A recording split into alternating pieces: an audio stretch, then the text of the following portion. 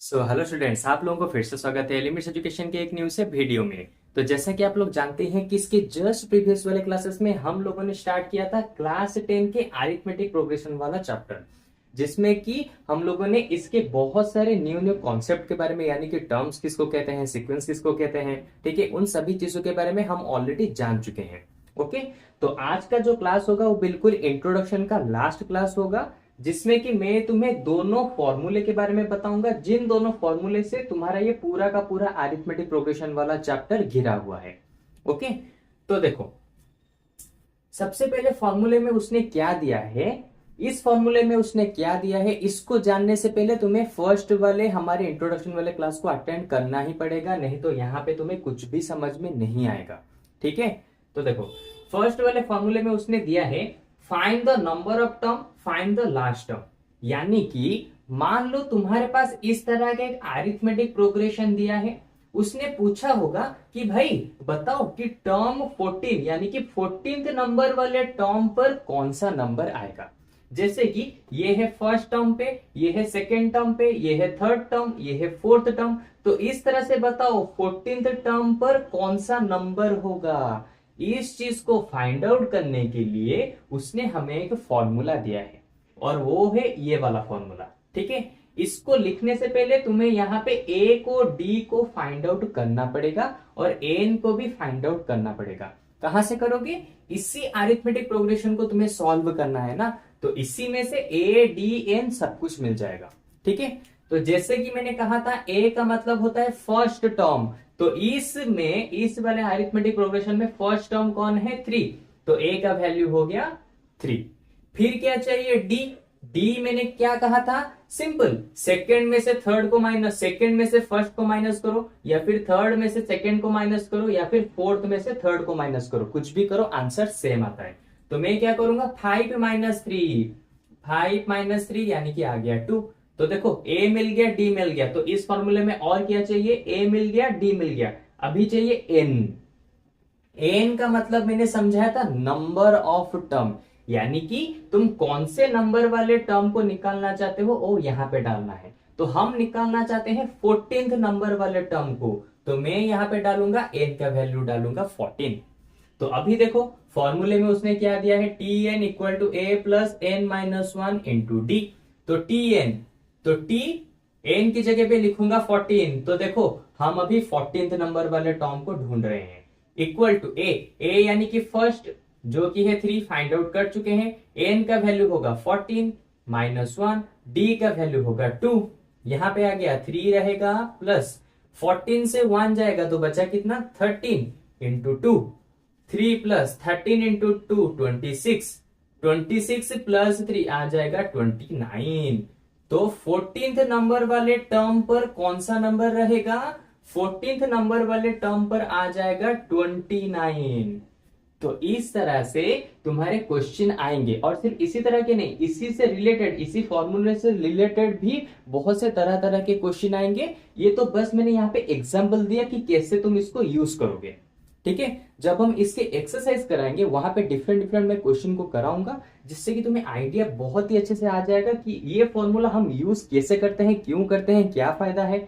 Okay, तो देखो, ये तो हो गया हमारे फर्स्ट वाले फॉर्मूला का यूज, कैसे हम यहाँ पे यूज करके किसी भी टर्म को निकाल सकते हैं, किसी भी एक अरिथमेटिक प्रोग्रेशन का। ठीक है, तो देखो यहां पर तो अरिथमेटिक प्रोग्रेशन यहाँ पे निकल चुका है। अभी मैं क्या करूंगा, सेकेंड वाले मतलब कि सेकेंड वाले फॉर्मूले के ऊपर चलते हैं। सेकेंड वाले फॉर्मूले में वो क्या बता रहा है, sum of first n terms of AP. हाँ, मुझे पता है अभी तक तुम्हें सब कुछ समझ में नहीं आया होगा इसके बारे में। यानी कि ये फॉर्मूला हम कब यूज करते हैं, जब तुम्हारे पास एक एपी दिया होगा अरिथमेटिक प्रोग्रेशन, ठीक है, उसमें उसने कहा होगा यहां पे कुल मिला के 14 टर्म्स हैं, यानी कि पहला टर्म, दूसरा टर्म, तीसरा टर्म, उसके बाद चौथा टर्म, इस तरह से ये 14th टर्म। ठीक है, 14 बिल्कुल अलग अलग टर्म्स हैं, तो इन सभी को मिलाओगे आंसर कितना आएगा तो तुम्हें बताना है। ठीक है, अब तो तुम यहाँ पे 3 प्लस 5 प्लस 7 प्लस 9 प्लस 11, इतना टाइम तो नहीं है हमारे पास, नहीं कर सकते, इसीलिए उसने यहाँ पे एक सिंपल सा फॉर्मूला दिया है। कि अगर तुम्हें किसी भी एक अरिथमेटिक प्रोग्रेशन के सभी क्या टर्म्स को सम करने हैं, मिलाने हैं, तो उसका एक सिंपल सा फॉर्मूला है ये वाला फॉर्मूला।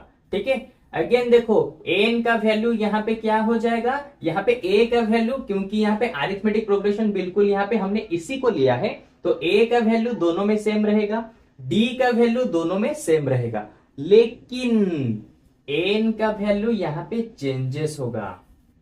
ठीक है, चेंजेस भी नहीं, मतलब कि एक तरह से कहा जाए तो एक ही आएगा।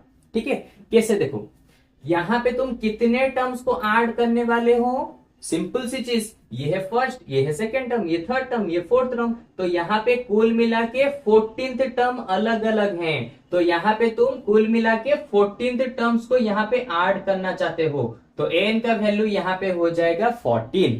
ओके, और यहाँ पे बाकी जो भी सारे हैं, यानी कि ए का वैल्यू इस एपी के लिए जो होगा यहाँ पर भी सेम टू सेम होगा, क्योंकि हम सेम अरिथमेटिक प्रोग्रेशन का यहाँ पे यूज करेंगे, और डी का वैल्यू भी जो यहाँ पे निकला है बिल्कुल सेम टू सेम ही रहेगा।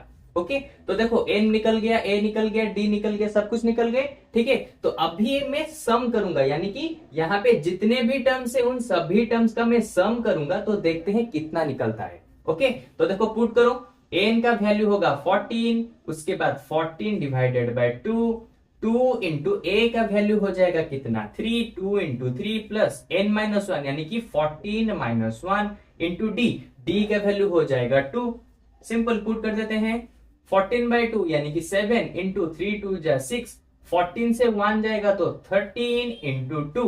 ओके, फिर देखो ये रहा 7, ये रहा 6 प्लस 13 2 जा 26, इसके बाद 7, ये आ जाएगा 26 प्लस 6 32 इंटू 7, तो 7 32 इंटू 7 करेंगे तो आंसर आ जाएगा 7 2 जा 14, 7 3 जा 21, ये 1 22, 224। यानी कि जब हम 14th टर्म्स, यानी कि इस वाले अरिथमेटिक प्रोग्रेशन में जो 14 टर्म है 1 2 3 4 जितने भी नंबर से, जब हम उन सभी टर्म्स को सम करेंगे तो आंसर आ जाएगा 224। अगर तुम इसको चेक करना चाहो तो इसके हर एक नंबर को यहाँ पे ऐड करके तुम चेक भी कर सकते हो, आंसर बिल्कुल यही आएगा। अब क्योंकि एग्जाम में तो इतना टाइम नहीं होगा, हम नहीं कर सकते, इसीलिए उसने ये वाला फॉर्मूला यहाँ पे दे दिया है। ओके, और इन दोनों फॉर्मूले को लेके मैंने बस यहाँ पे एक एग्जांपल दिया है। इन दोनों फॉर्मूलेस के और भी बहुत सारे यूजर्स हैं, जो कि जब मैं इसकी एक्सरसाइज को कराऊंगा तब वहां पे इसे सॉल्व कराऊंगा, यानी कि तुम्हें इसके बारे में बताऊंगा। ठीक है, कि किस तरह से इन दोनों फॉर्मूलेस को हम अलग अलग तरह से यूज कर सकते हैं और उसके क्वेश्चन आंसर को हम यहाँ पे सॉल्व कर सकते हैं। ओके, तो चलो आज की क्लास में बस इतना ही। अब मैं मिलता हूं इसके जस्ट एक न्यू सी क्लास में, जहां पे हम लोग इसके न्यू वाले यानी कि इसके एक्सरसाइज वगैरह को स्टार्ट करेंगे और हम दोनों मिलके एक साथ यहाँ पे उसके खत्म करेंगे। ओके, तो चलो आज की क्लास में बस इतना ही। अब हम लोग मिलेंगे इसके जस्ट एक न्यू सी क्लास में। ओके, तो चलो बाय बाय।